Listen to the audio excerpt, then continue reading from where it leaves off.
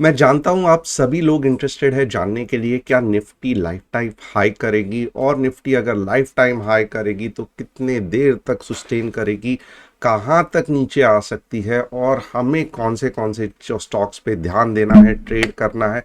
बहुत सारे सवालों का जवाब आपको चाहिए और बस इन्हीं सवालों का जवाब आज हम डिटेल में डिस्कस करेंगे। जो नहीं जानते हैं, मेरा नाम तुषार गुने है। हर शाम मैं आता हूँ निफ्टी बैंक निफ्टी का एनालिसिस लेके। और अगर आपको इंट्राडे का निफ्टी बैंक निफ्टी का एनालिसिस चाहिए तो टेलीग्राम चैनल की लिंक डिस्क्रिप्शन में दी है, उसे ज्वाइन करना मत भूलना। चैनल को सब्सक्राइब करना, बेल बटन को हिट करना। और यस, मैं SEBI registered equity research analyst हूँ, बट यहाँ पे मैं आपको कुछ भी टिप्स और एडवाइजरी नहीं दे रहा हूँ। What ever I am teaching it's purely for educational purpose. फिर देर किस बात की, चलिए झट से एनालिसिस चालू करते हैं। बट एक मिनट रुकना, आप देखेंगे सभी जगह पे बहुत सारे कुछ स्पॉट्स है। ये कुछ भी नहीं है, ये 7 ट्रेडिंग हैबिट्स है जो कि बहुत इंपॉर्टेंट है एक कॉन्फिडेंट ट्रेडर बनने के लिए।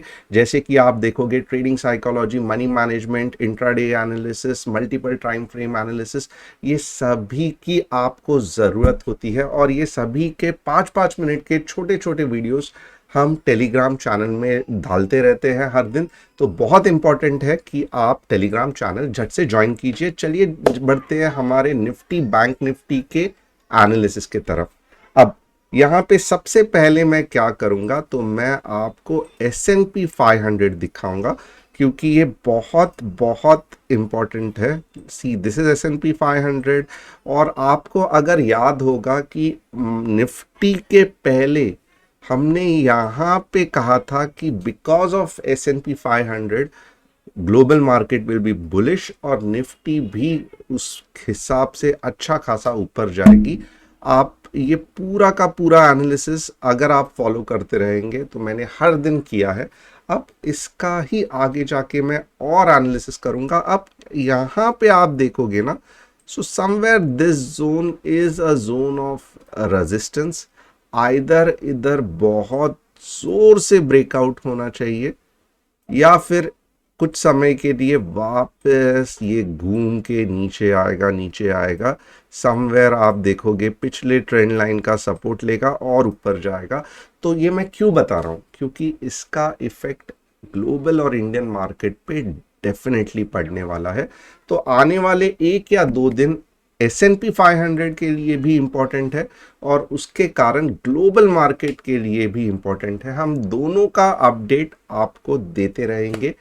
जस्ट आप चैनल को सब्सक्राइब करके बेल बटन हिट करते रहना ताकि जब भी ये ऊपर जाए तो मैं आपको बता सकूं। ओके, अब यही इसमें मैं आपको बताना चाहता हूं कि निफ्टी के साथ क्या हो गया है। ये S&P 500 है जो कि क्लोज हो गया है, यूएस का मार्केट है, बट इसका ही फ्यूचर्स तो चालू रहता है, राइट। तो ये मैं आपको फ्यूचर दिखाता हूं इसका, जो अभी भी चलते रहेगा। ये 15 मिनट्स में हम लोग उसका फ्यूचर देखेंगे। यहाँ पे कुछ भी 1 day, okay sorry 1 week, 1 day का फ्यूचर देखेंगे। और ये आप देखोगे फ्यूचर अभी भी यही वो रेजिस्टेंस पॉइंट है। फ्यूचर अभी भी साइडवेज या वीक चल रहा है।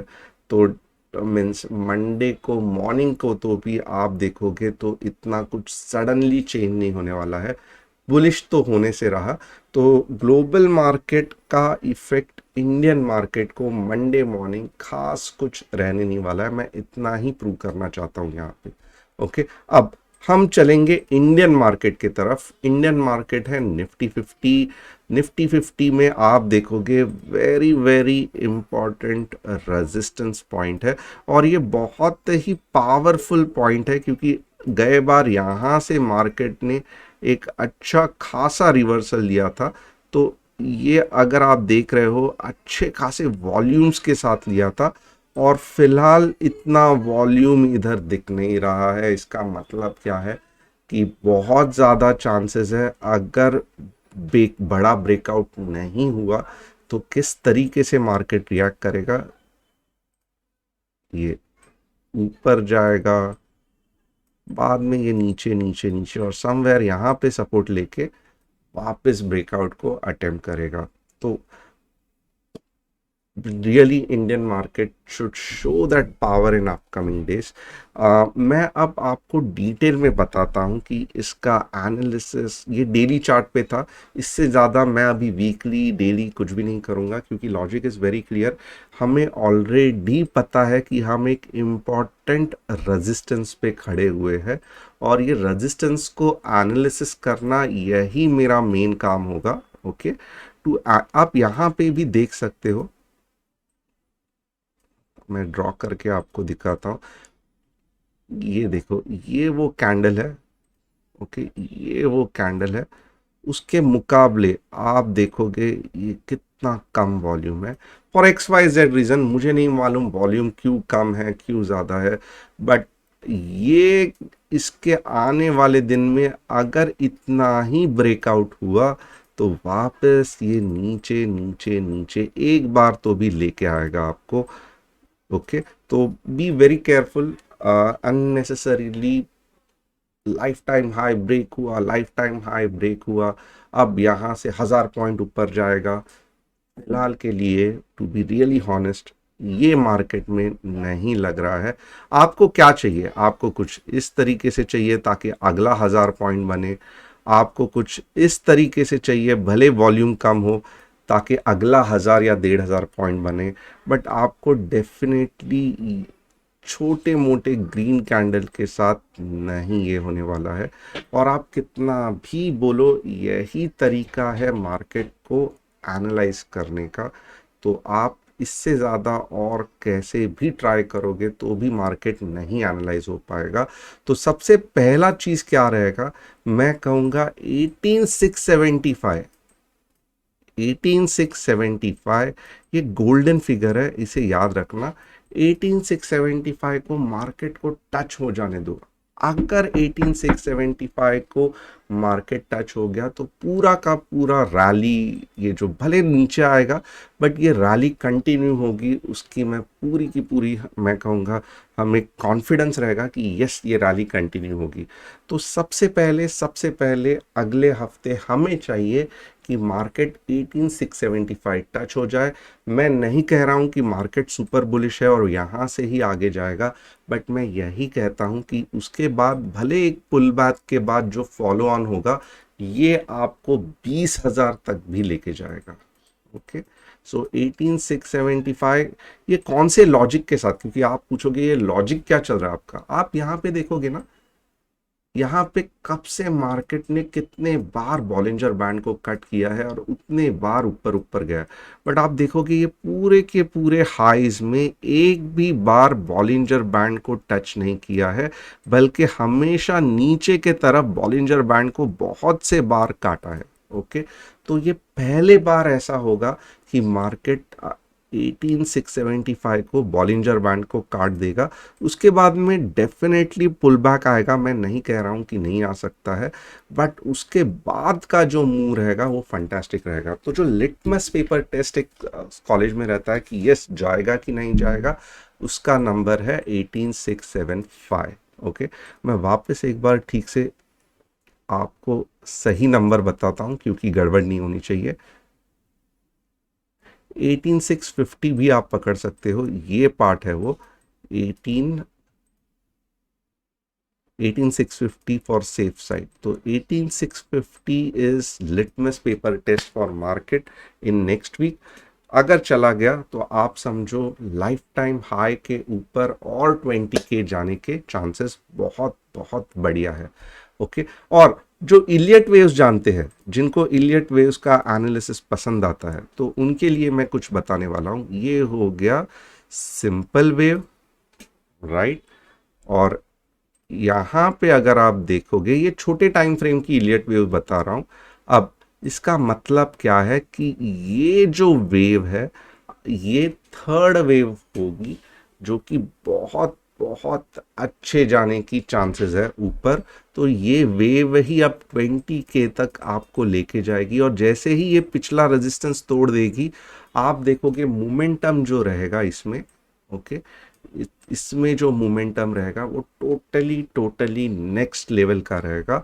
इसका डिटेल में एनालिसिस मैं बाद में करूंगा, बट आप खुद देखोगे ये पार्ट के 1.62 आप पकड़ लो, ये नेक्स्ट वेव की यहाँ से यहाँ हाइट होनी चाहिए, जो कि टोटली नेक्स्ट लेवल की 20,000 तक आपको लेके जाएगा। ओके, अगर आप 6 महीने या 8 महीने के लिए 20,000 का कॉल खरीदना चाहते हो, यानी कि जून का 20,000 का निफ्टी का कॉल अगर खरीदना चाहते हो, तो that will be really really fantastic. 3 या 4 गुना रिटर्न्स आपको ऐसे ही मिल जाएंगे।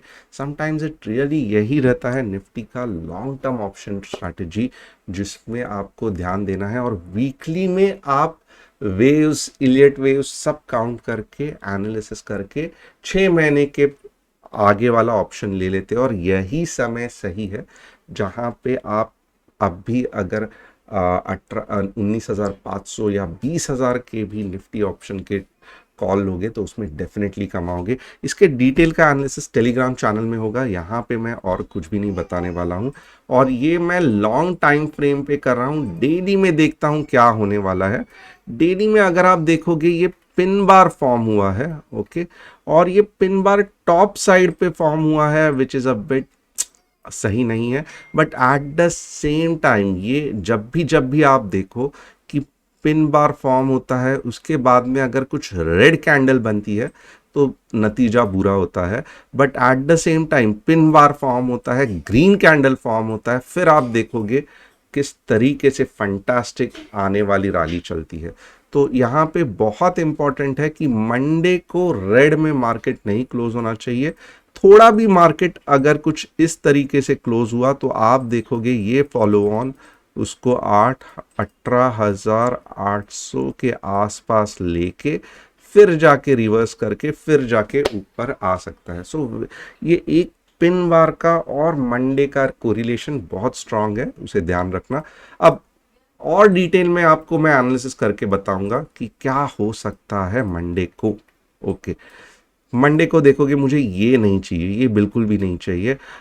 सेल आउट वापस हो गया है, but at the same time, okay, at the same time जब मंडे को हम ओपन करेंगे तो हमें क्या चाहिए, तो हमें चाहिए स्ट्रेट अवे एक ग्रीन कैंडल बॉडी, क्योंकि ये जस्ट दिखा रहा है कि अभी भी सेलर्स है और सेलर का स्ट्रेंथ है वो वीक हो गया है। सेलर्स अभी भी है, सेलर्स अभी भी है, सेलर्स अभी भी है, सेलर्स अभी भी है। ओके, आप देखोगे लास्ट टाइम कैसे मार्केट ने सेलर्स को तोड़ दिया था, 1 2, उसके बाद में भी सेलिंग हुआ था, बट उसके अगेंस्ट ग्रीन कैंडल हुआ था। तो मंडे को अगर आपको कुछ इस तरीके से दिखता है तो आप देखना उसके बाद कितना बढ़िया मुंह दिया था। सेम कंसेप्ट ऑन मंडे, अगर गैप अप होता है उसके बाद में ग्रीन कैंडल बनती है, आप ये ग्रीन कैंडल को छोड़ना मत, क्योंकि ये ग्रीन कैंडल आपको नेक्स्ट कुछ इस तरीके से रैली देने में जा सकती है। बट नेवरदलेस आप 40-50 पॉइंट्स तो निफ्टी में आराम से कमा सकते हो। तो ये हो गया निफ्टी का एनालिसिस। अगर आप निफ्टी फ्यूचर्स देखोगे, क्योंकि ये भी बहुत इंपॉर्टेंट है, SGX फ्यूचर, तो आप हैरान हो जाओगे। आप देखोगे ऑलरेडी ये क्या दिखा रहा है, 18662 18662 ऑलरेडी दिखा रहा है। ओके, ये देखो ये गैप अप और इसका फॉलो ऑन, तो क्या इंडियन मार्केट उसी तरीके से फॉलो ऑन करेगा कि नहीं? मैं कहता हूं कि यस, चांसेस है। बट ये SGX निफ्टी अगर आप देखोगे ऑलरेडी 0.97 है। बट एक चीज ध्यान रहना, आप हंसना चालू करोगे, इतना सारा पकाया मुझे, पहले ही बता देता कि SGX निफ्टी 0.97 पे है तो मेरे दिमाग की खोटी नहीं होती। But to be really honest, आप खुद देखना कि ये SGX निफ्टी है, अब तक 8 या 10 बार मैंने ये निफ्टी को प्रूव मीन्स दिखाया है एनालिसिस करके कि ये किस तरीके से गलत रहती है। तो इसके भरोसे पे मत जाना। आप जब भी ये वाला इवेंट जो है इसको याद रखना, अगर कुछ सेलिंग प्रेशर डेफिनेटली है, आप देखोगे सेलिंग प्रेशर डेफिनेटली है, आप देखोगे। बट क्या वापस कल निफ्टी इस तरीके से रिएक्ट करेगी? मैं कहता हूं अगर ऐसे रिएक्ट किया तो कॉल खरीद लेना, अच्छा खासा ब्रेकआउट हो जाएगा। ओके, SGX निफ्टी हमेशा मैं कहता हूं बेवफा रहती है, उसके पीछे 90% ऑफ द टाइम हमें नहीं भागना चाहिए। बैंक निफ्टी देखते हैं एक बार, how bank Nifty is reacting. In fact मैं कहूँगा निफ्टी से बैंक निफ्टी बहुत स्ट्रांग है। यहाँ पे देखो सेल आउट हो गया, ये आवरली चार्ट है। अभी यहाँ पे देखो बुलिश मोमेंटम आ गया है। तो मैं कहूँगा बैंक निफ्टी को आप ये स्टॉप लॉस रख के, ओके, 42,880 का स्टॉप लॉस रख के आप यहाँ पे भी एंट्री कर सकते हो 43,081 में। ये थोड़ा सा मैं बड़ा लेवल के लिए बता रहा हूँ, ओके।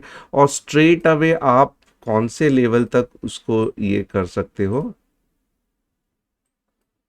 43,300, यानी कि 300 पॉइंट्स आपको बैंक 43,300 आपको निफ्टी से ज़्यादा। ऑफकोर्स निफ्टी में जैकपॉट या सरप्राइज मूव आ सकता है, बट बैंक निफ्टी तो सामने से कह रही है कि मैं बुलिश हूँ, मेरे साथ ट्रेड करना, क्योंकि मैं आपको 43,300 तक लेके जाने वाली हूँ। Okay, so I think that's all from my side. पिछला एनालिसिस जो स्टॉक्स का था वो कैसे लगा कमेंट करके बताना।